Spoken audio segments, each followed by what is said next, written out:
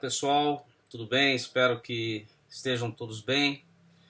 Estou voltando para continuar o nosso assunto, o inquérito policial. Nós já vimos a natureza do inquérito, a sua finalidade, o seu caráter de prescindível, né? Porque ele não é uma peça necessária, sine qua non, prévia da ação penal.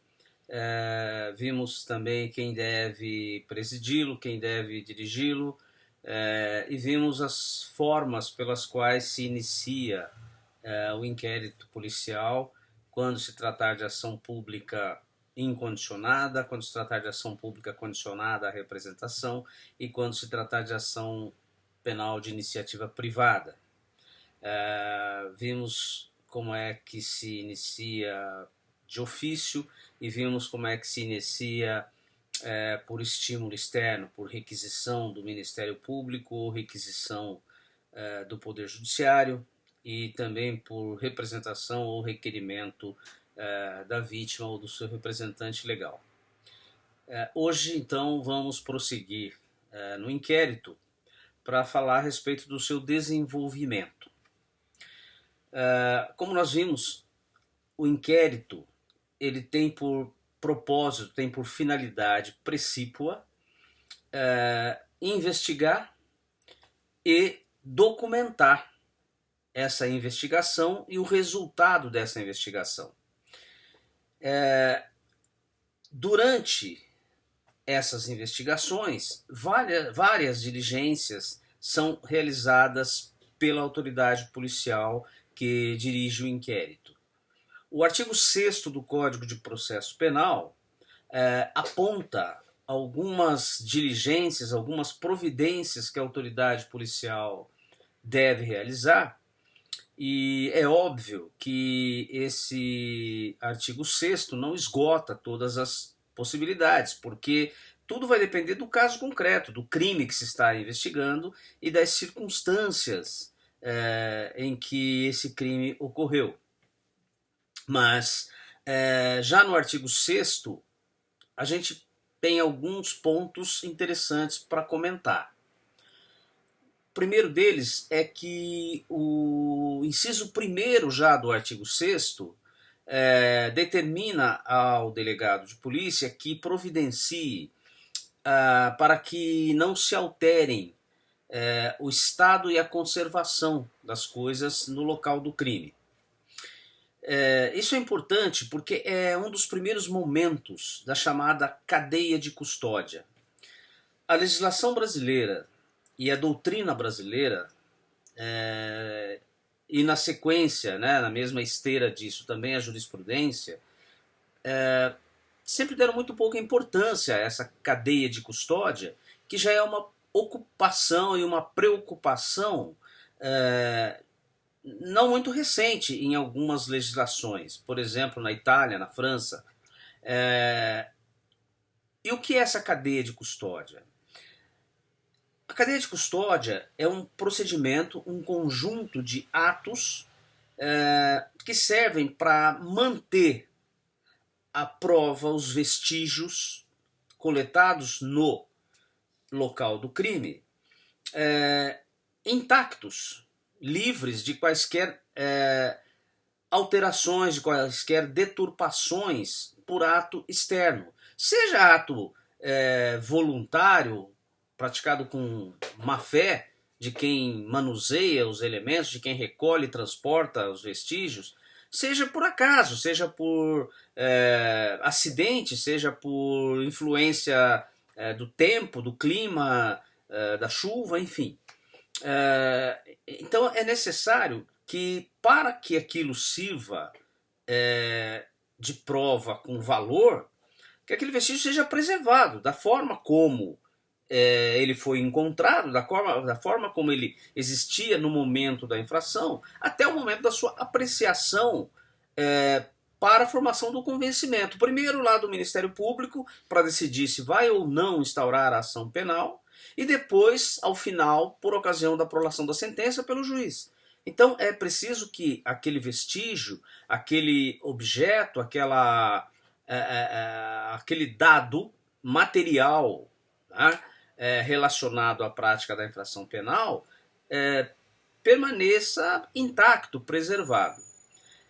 A Lei 13.964, de 24 de dezembro de 2019, portanto uma lei bastante recente, é que introduziu no nosso Código de Processo Penal, no artigo, criou os artigos 158A até o artigo 158F, né, no título que trata das provas, introduziu então no Código de Processo Penal o regulamento da cadeia de custódia. E esse inciso 1º do artigo 6º do Código de Processo Penal, que determina que a autoridade policial providencie para que sejam preservados, né, o estado e conservação das coisas, está intimamente ligado ao regramento da cadeia de custódia prevista nos artigos 158A a 158F do Código de Processo Penal, agora introduzidos recentemente pela Lei 13.964 de 2019, aquela lei que ficou conhecida como pacote anticrime. E por que isso? Como eu disse, é preciso preservar aquele elemento de prova, preservar, por exemplo,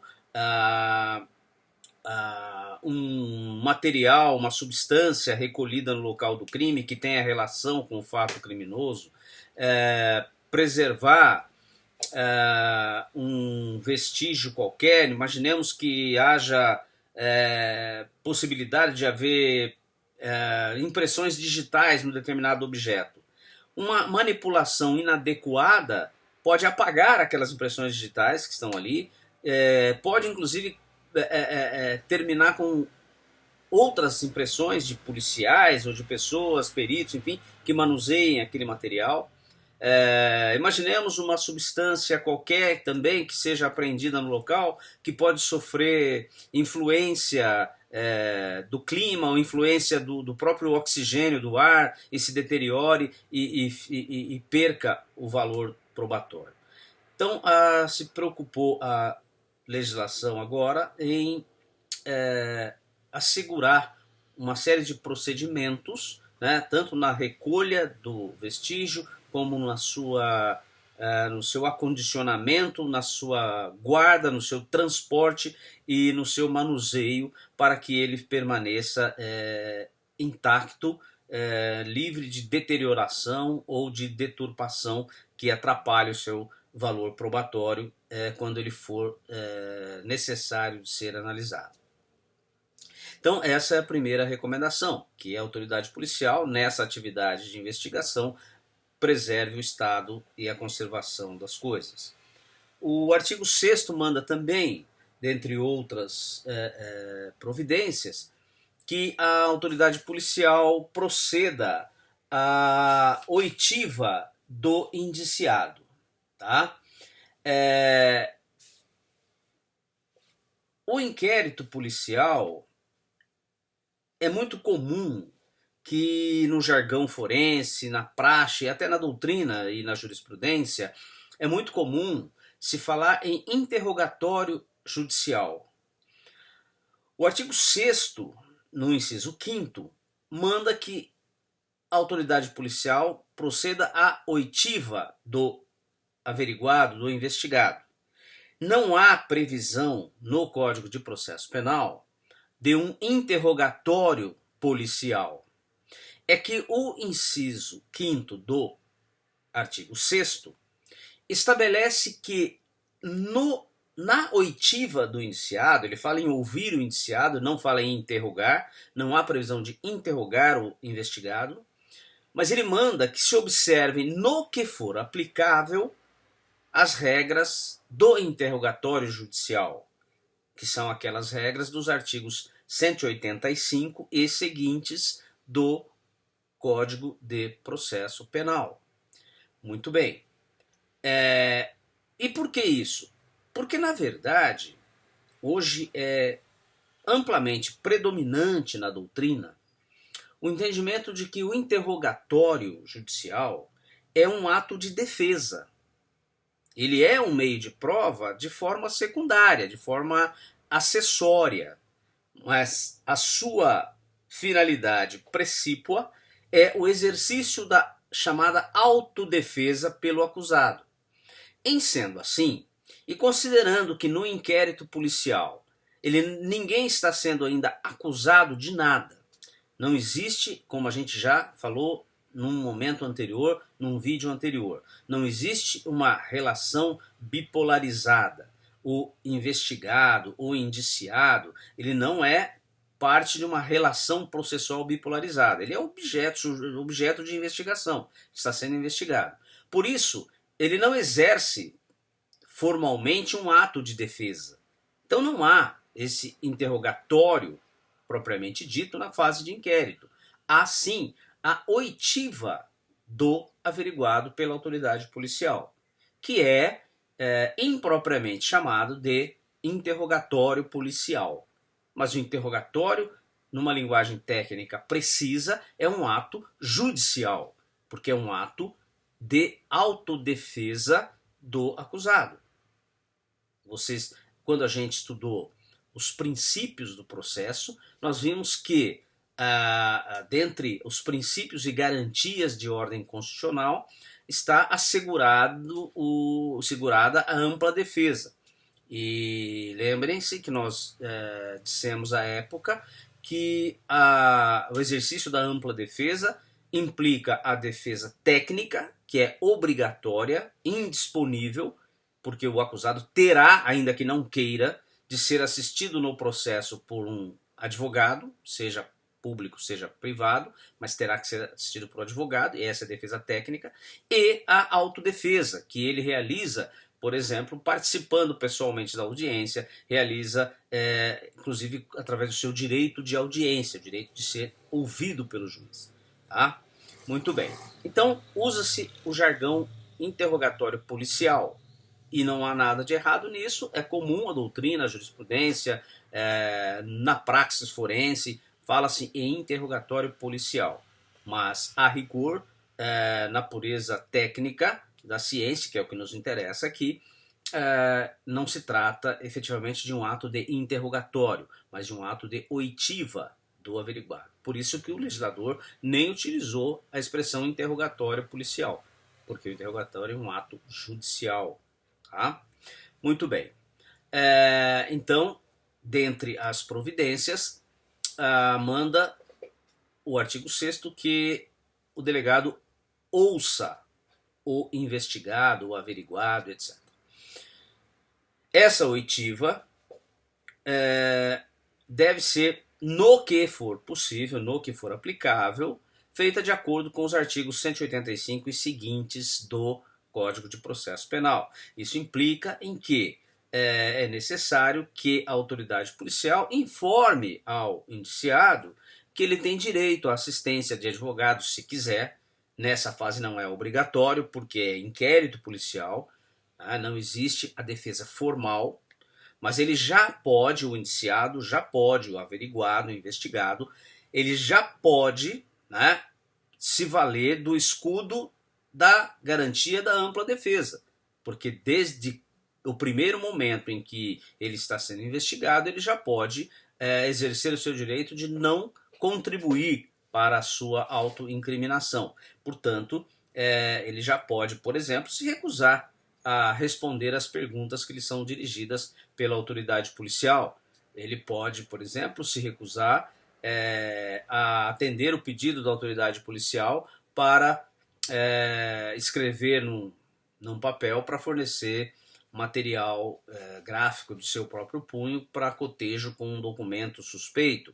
Ele pode se recusar a fornecer sangue para um exame hematológico e assim por diante. Né? Então ele já pode, mesmo na fase de inquérito, se abrigar na garantia da ampla defesa, embora não haja ainda o exercício de uma defesa formal. Muito bem. O inciso 5º, então, determina que a autoridade policial proceda a essa oitiva. E o inciso 8º diz que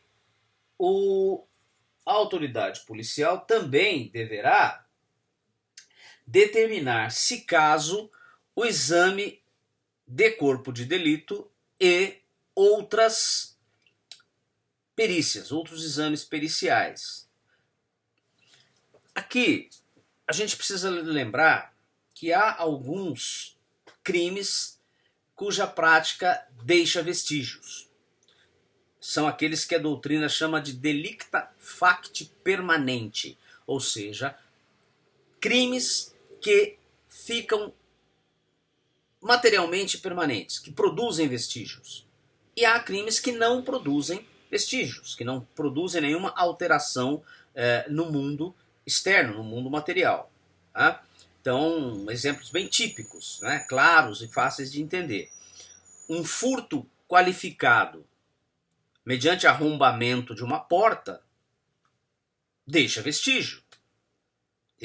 O vestígio que é? É a porta danificada, é o trinco quebrado, é o vidro quebrado, pode ser a marca do sapato do ladrão que ficou na parede ou que ficou na porta. Isso são vestígios. E há crimes que, por sua natureza, pela sua forma de cometimento, não deixam vestígios. Pegue-se, por exemplo, um furto simples. Ou até um furto qualificado por destreza.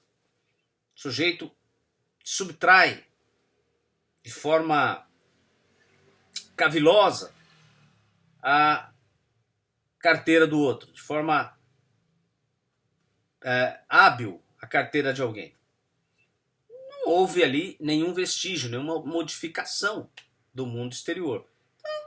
É um crime. Uma calúnia pode não deixar vestígios, dependendo de como é proferida. Se for verbal, por exemplo, não deixa vestígios. Então, há crimes que deixam vestígios e crimes que não deixam vestígios. Nos crimes que deixam vestígios, a lei estabelece como regra a necessidade da demonstração por prova pericial. O conjunto de vestígios deixados pelo crime é chamado de corpo de delito. Tá? Corpo de delito nada mais é do que o conjunto de vestígios materiais produzidos na prática da infração penal. Então, nesse exemplo que eu dei, do furto qualificado por arrombamento, corpo de delito será todo o conjunto de vestígios que eu mencionei. A porta quebrada, o trinco danificado, a marca do pé do ladrão na parede, tudo isso será corpo de delito.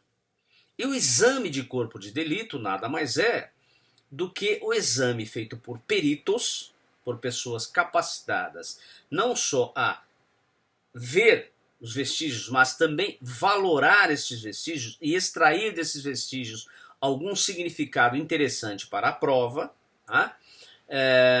Que vão elaborar, feito esse exame, elaborar um laudo pericial e descrever esses vestígios e responder eventuais indagações, chamadas quesitos, feitas pela autoridade policial, ou se quiser o Ministério Público, o advogado do investigado, poderá também apresentar. Muito bem.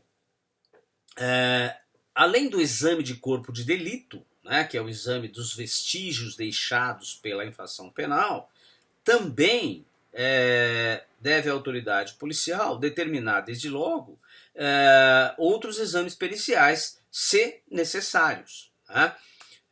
Por que isso?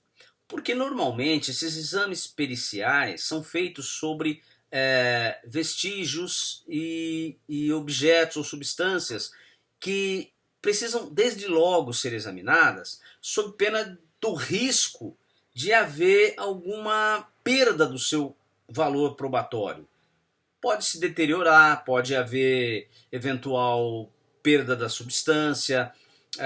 Imaginemos um local de um homicídio, né, em que ficaram ali vestígios de ramos de vegetação quebrados que mostram vestígio de luta, mais marcas de faca no chão, mais manchas de sangue que escorreram do corpo da vítima, formando tudo um conjunto de vestígios do corpo de delito. Imaginemos que venha uma chuva no dia seguinte e lave a mancha de sangue, altere as marcas de faca que ficaram no chão, ou passe algum animal ou um veículo, alguma coisa que quebre os ramos da vegetação ali e confunda aqueles com aqueles que foram quebrados durante a luta. Enfim, há uma deterioração ou uma perda dos vestígios. Por isso, deve-se proceder desde logo a esses exames. É claro que quando nós formos estudar as provas em espécie, nós vamos abordar isso de forma mais profunda, mais minudente e mais clara. Neste momento, só interessa explicar a vocês a razão pela qual a lei manda que, desde logo, a autoridade policial providencie essas diligências. Tá? Mas não são só essas, evidentemente. O artigo 6º estabelece lá um rol de providências, de diligências investigatórias que são um mínimo, que são exemplificativas. A autoridade policial, como a gente já disse, vai proceder às diligências que forem necessárias de acordo com cada caso concreto, de acordo com cada crime que está sendo investigado. Muito bem. No desenvolver dessa atividade investigatória, a autoridade policial vai ouvir pessoas, vítimas, testemunhas, vai coletar documentos, se for o caso, vai juntar fotografias, se for o caso, gravações de vídeo, eventualmente captadas no momento do crime ou no momento da fuga do autor do crime, enfim, todos aqueles elementos, né, que forem úteis para, sendo juntados, trazer ao inquérito informações para a sua finalidade precípua, que é documentar todas aquelas investigações para o fim de formar a convicção lá na frente do titular da ação penal. Colhe-se tudo aquilo e se encaminha para quê? Para que o promotor de justiça, com base naqueles elementos, ou o querelante, né, no caso de ação penal de iniciativa privada, que é excepcional, mas há ainda vários casos, forme a sua convicção, tenha base para deliberar sobre propor ou não propor a ação penal, com base naquilo que lhe é trazido pelo inquérito policial.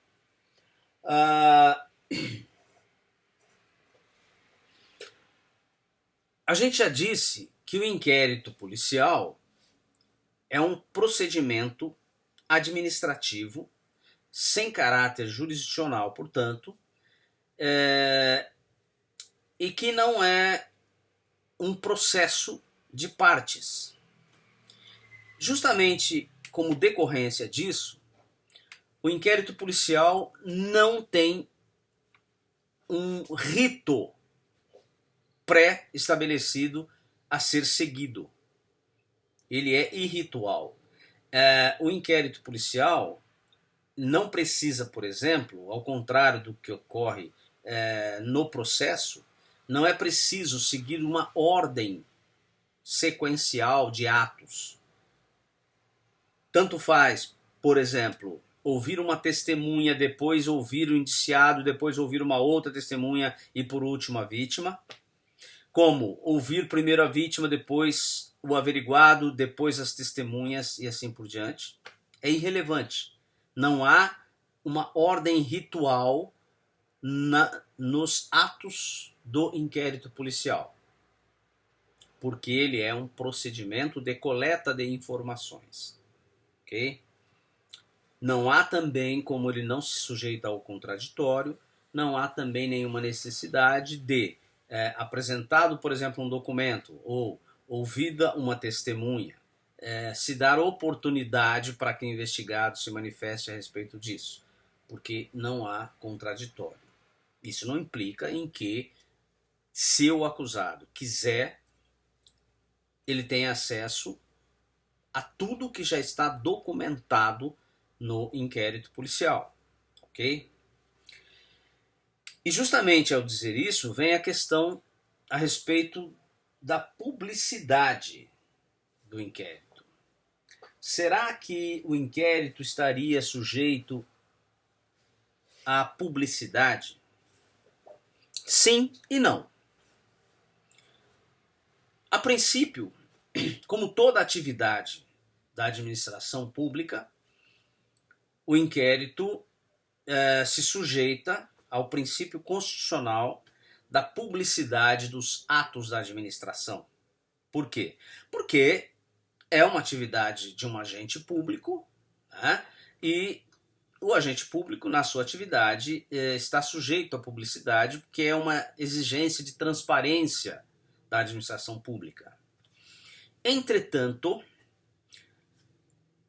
a publicidade no inquérito é uma publicidade restrita, uma publicidade diminuída,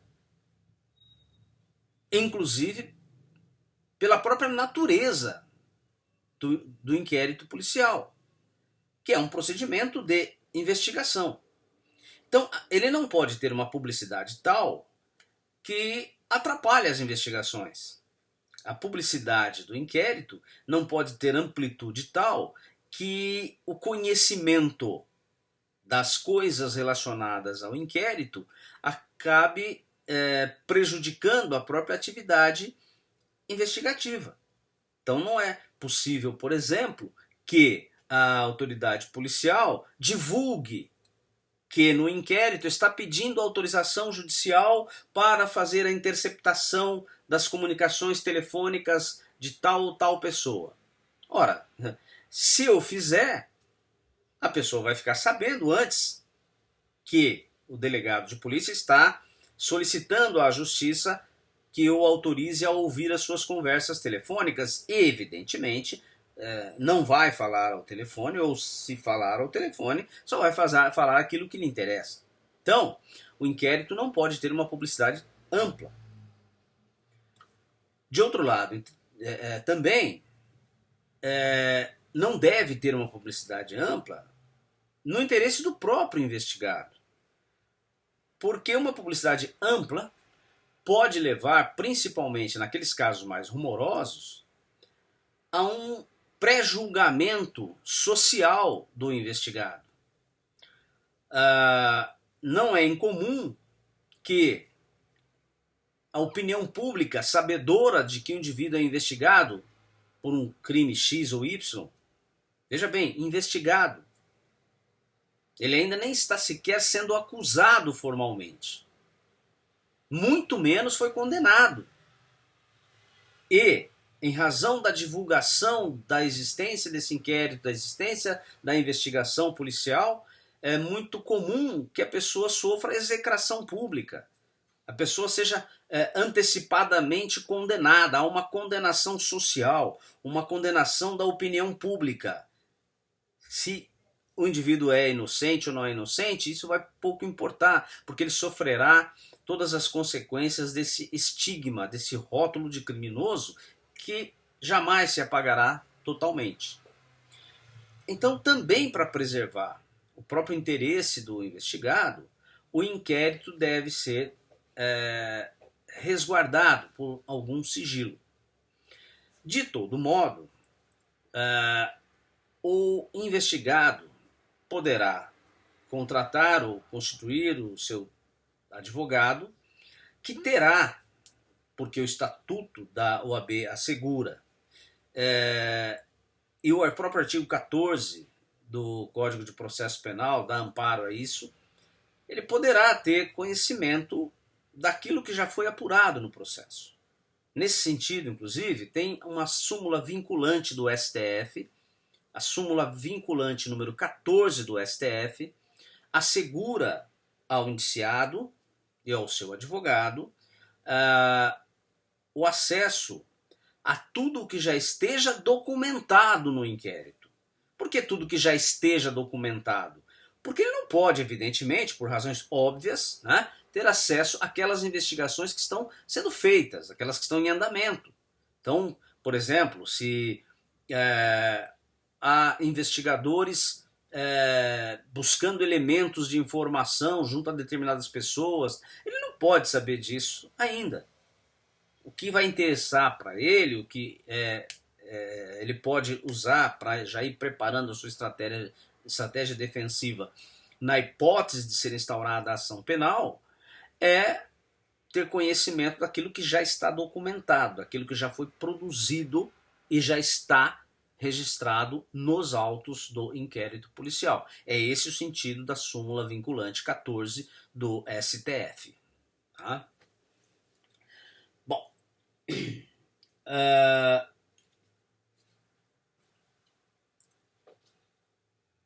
essas diligências produzidas durante o inquérito policial, elas são feitas num determinado prazo. Por óbvio, a lei tinha que estabelecer um prazo para não deixar de forma indefinida no tempo, ao puro critério da autoridade policial, a duração dessa investigação. Porque a própria investigação já é um transtorno e a sua demora injustificada não atende nem aos interesses do averiguado nem ao interesse público. Por isso a lei estabelece prazos. A regra geral estabelecida no artigo 10 do Código de Processo Penal, essa é a regra geral, que se aplica toda vez que não houver norma legal processual estabelecendo o contrário. Então, quando a lei não disser nada, tá? Quando não houver norma especial dispondo de forma diferente, o prazo é aquele do artigo 10 do CPP. Ou seja, estando solto o investigado, o prazo é de 30 dias. E esse prazo é prorrogável, ou seja, esse prazo pode ser prorrogado pela autoridade judiciária a pedido da autoridade policial e depois de ouvido o Ministério Público. É prorrogável por quê? Porque pode acontecer que não dá tempo de concluir as investigações, quer pela complexidade do caso, quer pela dificuldade de meios materiais, de recursos da repartição policial, quer pelas circunstâncias do local, comarcas, municípios muito grandes geograficamente, em que as pessoas moram muito distante, quer dificuldade de intimação, enfim. O caso concreto pode justificar a impossibilidade de conclusão do inquérito no prazo de 30 dias, que é o prazo estabelecido para a conclusão do inquérito quando o indiciado está em liberdade. O mesmo artigo 10 do CPP estabelece regra diferente quando o indiciado esteja preso por aquele fato. Se ele estiver preso, cumprindo pena por um outro crime, por exemplo, e comete o crime lá na penitenciária, se ele não foi preso em flagrante delito por esse fato, o prazo será normal. Não é sempre que ele esteja preso, mas quando esteja preso em razão do fato que é investigado. Aí, o prazo do inquérito será de 10 dias. Nessa hipótese, além do prazo ser mais curto, o que é razoável, porque estando o indivíduo privado da sua liberdade, é natural que o Estado agilize o procedimento de investigação, para que ele não se prolongue indevidamente a sua prisão antes de condenação.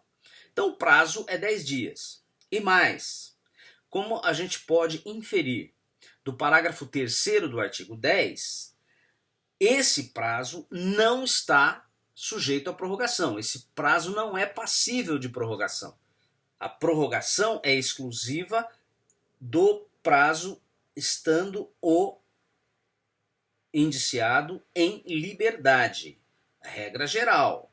Em leis especiais, a gente vai ver que tem possibilidade de prorrogação do indiciado preso. Eu estou falando da regra geral do Código de Processo Penal. Então, quando a situação é regrada pela regra geral, preso ou indiciado, não há possibilidade de prorrogação, conforme se extrai do parágrafo 3º do artigo 10 do CPP. Tá? Solto, 30 dias prorrogáveis. Preso, 10 dias sem possibilidade de prorrogação. Estando solto, a lei diz que é prorrogável, mas não diz. Primeiro, prorrogável por quanto tempo? Segundo, prorrogável por quantas vezes? Primeiro, como a lei não diz qual é o período da prorrogação, a doutrina tem entendido, de forma bastante razoável, que a prorrogação, como tem caráter acessório, não pode ser por tempo maior do que 30 dias, que é o principal. Se o prazo estabelecido é 30, a prorrogação, a ampliação desse prazo, não pode ser por mais de 30. Então tem se firmado um entendimento, já bastante sedimentado, no sentido de que o prazo da prorrogação é de 30 dias. Entretanto, não se estabelece o número de prorrogações. Quantas vezes há possibilidade de prorrogação? É lamentável que a nossa lei não estabeleça, o Código de Processo Penal não estabeleça isso, porque isso dá ensejo a inquéritos policiais que demoram meses e às vezes anos.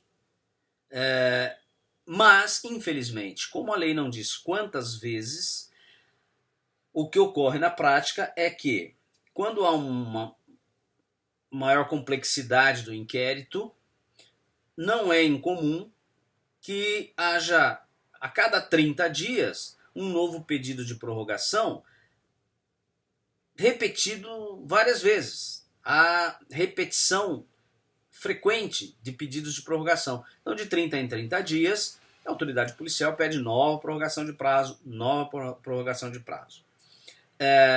Para que se evite isso, é importante que ou o promotor ou o juiz, quando recebe aquela solicitação de prorrogação de prazo, verifique se efetivamente é necessário e, especialmente, requisite da autoridade policial que especifique.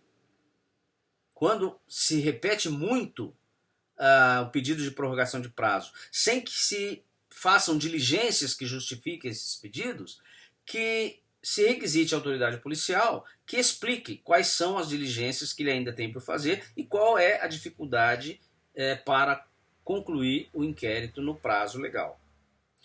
Mas a lei não estabelece um número X de prorrogações possíveis no Código de Processo Penal.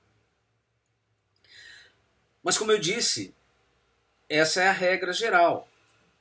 Há, em leis especiais, exceções. Tá? Então a lei, evidentemente, pode excepcionar e, efetivamente, excepciona. As exceções mais conhecidas são, primeiro, a do artigo 20 do Código de Processo Penal Militar. Nos inquéritos policiais militares, o prazo é de 20 dias, estando o indiciado preso, e de 40 dias na hipótese do indiciado solto. Um prazo um pouquinho maior do que a regra geral do Código de Processo Penal. Tanto estando o indiciado preso, aí o prazo é o dobro, 20 dias, e 10 dias a mais, 40 dias, na hipótese do indiciado solto. Isto no CPPM, Código de Processo Penal Militar, artigo 20. Outra exceção que se encontra na legislação é referente à apuração dos crimes de competência da Justiça Federal. A Lei 1050 de 1966, no seu artigo 66, ela estabelece prazos de 15 dias quando o indiciado está preso e autoriza a prorrogação por mais 15 dias. Então, o artigo 66 da Lei 1050 de 1966 estabelece prazo diferente quando o fato investigado é de competência da Justiça Federal. Veja bem que tem autores que dizem que o inquérito de atribuição da Polícia Federal é que tem esses prazos especiais. Esse prazo especial quando o indivíduo está preso. 15 dias, prorrogável por mais 15. Na verdade, o que a lei estabelece é que os inquéritos terão esse prazo especial quando o fato for de competência da Justiça Federal. Isso significa que, se por uma razão ou por outra, excepcionalmente, o fato, embora de competência da Justiça Federal, esteja, por uma razão ou por outra, sendo investigado pela Justiça Estadual, na hipótese de isso acontecer, porque a regra geral é realmente que, em se tratando de crime de competência de processo e julgamento pela Justiça Federal, seja apurado pela Polícia Federal, pode acontecer nada, não há nulidade nenhuma em que o fato esteja, por uma razão ou por outra, sendo apurado pela Polícia Estadual. E, nesse caso, o prazo também deverá ser, porque a lei fala em crimes de competência da Justiça Federal e não crimes apurados pela Polícia Federal. Nesses casos, também, estando o indiciado preso, o prazo será aquele previsto no artigo 66 da Lei 1050 de 1966, que é lei especial em relação à regra geral do artigo 10 do Código de Processo Penal. Ok? Então, estando preso ou averiguado, o prazo não será de 10, será de 15 e não será improrrogável. Será prorrogável por uma vez por mais 15 dias. Ok? E se ele estiver solto? Se ele estiver solto, como a Lei 1066, a Lei 1050 de 66 não diz nada, como a lei é silente, aplica-se o quê? A regra geral do Código de Processo Penal. Prazo de 30 dias. Prazo prorrogável. Tá? Desculpem. A lei diz sim. A lei estabelece prazo de 60 dias. A lei 1050 estabelece prazo de 60 dias. Estando solto, esse prazo de 60 dias é prorrogável porque há falta de regra vedando a prorrogação e a reiteração de prorrogação, aí sim aplica-se a norma geral do Código de Processo Penal.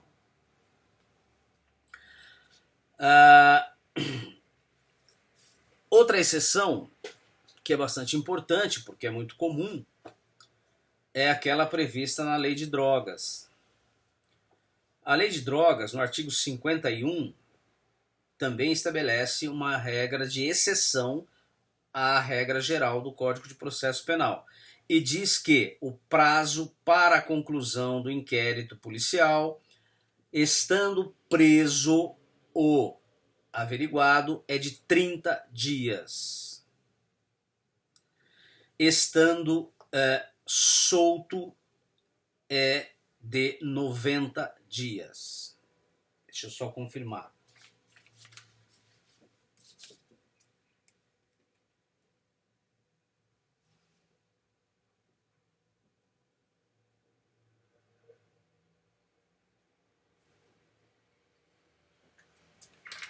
Desculpem, mas é isso mesmo. 30 dias se preso e 90 dias estando solto ou indiciado.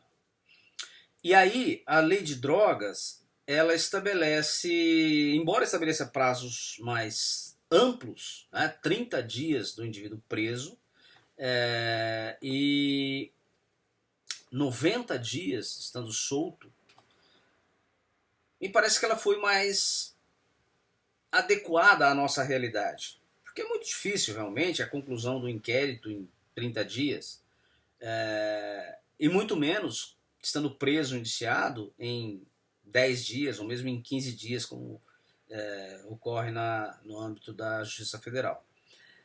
Então, 30 dias é um prazo mais razoável, né?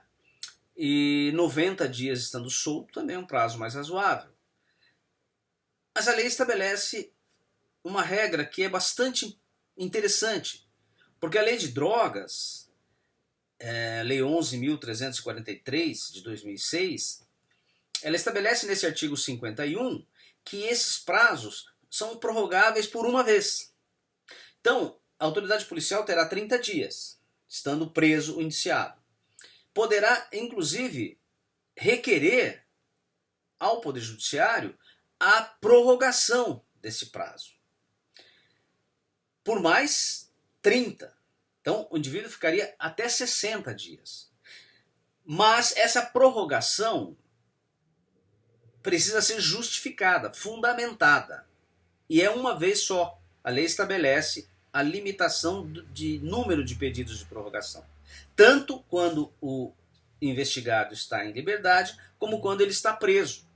Então, a prorrogação vai se dar uma única vez quando justificada, quando fundamentada a necessidade de maior prazo para a conclusão do inquérito que apura crime de tráfico de drogas e assemelhados.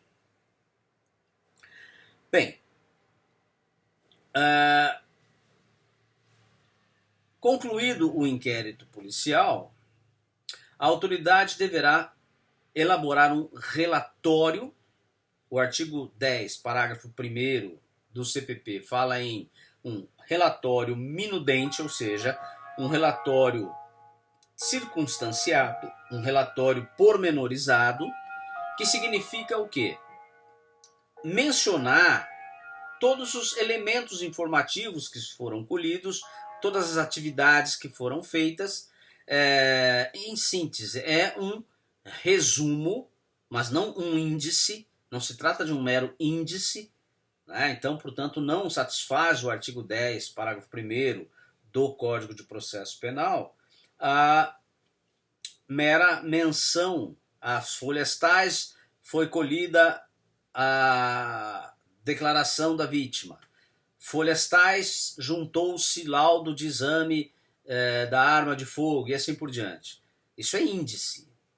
O que o 10, parágrafo 1º do Código de Processo Penal estabelece é um relatório pormenorizado, que significa menção àquilo que foi produzido. Então não basta dizer as folhas 10 está a oitiva da testemunha fulano. A testemunha fulano, ouvida as folhas 10, disse em síntese isso, isso e isso. A vítima, as folhas tais, relatou que efetivamente foi o investigado o autor da infração penal, porque chegou a vê-lo e está de frente com ele. Enfim, não é algo que precise repetir tudo o que foi produzido, porque isso seria sem valor nenhum, porque já está nos autos, mas também não basta um mero índice. Tá? Mas também não há nenhuma nulidade daí decorrente. Imaginemos que a autoridade policial não faça um relatório. Não vai haver nulidade nenhuma, o inquérito vai valer do mesmo jeito para a finalidade dele, que é apresentar elementos de informação para formar a convicção do Ministério Público. Por fim, a questão do indiciamento. A figura do indiciamento não é prevista no Código de Processo Penal. Sempre foi também um termo muito comumente utilizado. Indiciamento, sempre se utilizou essa expressão no jargão forense, nos meios policiais. E esse termo indiciamento sempre significou aquela qualificação formal do averiguado, em que ele era, antes de ser interrogado, ele era qualificado, colhia-se as suas impressões digitais, um boletim da sua vida pregressa, e dava-se a isso o nome de indiciamento, mas não havia nenhuma previsão legal no Código de Processo Penal sobre esse indiciamento. Só recentemente, no ano de 2013, uma lei, Lei 12.830 de 2013, que tratou dessa figura do indiciamento, mas também não alterou nada. Diz que o indiciamento é ato da autoridade policial e que deve ser devidamente fundamentado, ou seja, a autoridade policial deve declarar que está indiciando o investigado porque se convenceu de que ele praticou tal e tal crime. Entretanto, esse indiciamento tem uma natureza jurídica totalmente obscura, porque ele não implica nenhuma alteração da situação jurídica do investigado. Primeiro porque o investigado, com ou sem indiciamento, terá as mesmas garantias, as mesmas prerrogativas de não se autoincriminar e não contribuir com a investigação que possa incriminá-lo. Então, o indiciamento para isso não serve. Não há nenhuma consequência jurídica do indiciamento nesse aspecto. Depois, esse indiciamento também não tem nenhuma influência, nenhum reflexo no convencimento do Ministério Público ou na decisão do juiz depois. Não é porque a autoridade policial procedeu ao indiciamento do investigado que o promotor inaugurará a ação penal. Poderá promover o arquivamento. E se promover a ação penal, também não está vinculado ao entendimento da autoridade policial quanto ao crime praticado. Por exemplo, a autoridade policial poderá indiciar o investigado afirmando que ele está em curso no crime de receptação dolosa. E o promotor entender que não há demonstração de dolo e denunciá-lo por crime de receptação culposa. Ou entender, né, que há prova nem de dolo nem de culpa e arquivar o inquérito. Enfim, não vincula. Então não altera em nada a situação jurídica do investigado. Mas agora existe uma previsão legal de indiciamento que é uma mera declaração da opinião da autoridade policial depois de ter coletado elementos de informação, depois de ter investigado, a opinião do delegado a respeito da responsabilidade do indiciado e de qual seria o crime que deve ser a ele atribuído. Mas não é vinculante, não altera a situação jurídica do averiguado e não reflete de forma nenhuma na opinião do titular da ação penal. Por hoje é isso. No próximo vídeo a gente vai falar sobre a questão das possibilidades, né, do inquérito, do arquivamento, desarquivamento, utilização do inquérito para suporte eventual da ação pública e assim por diante.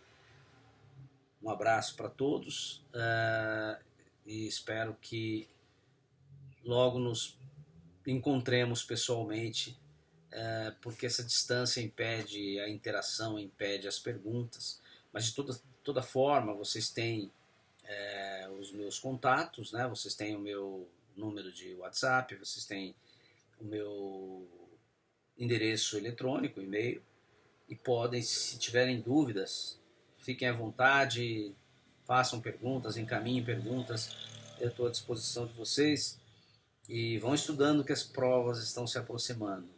Um abraço, até o próximo encontro.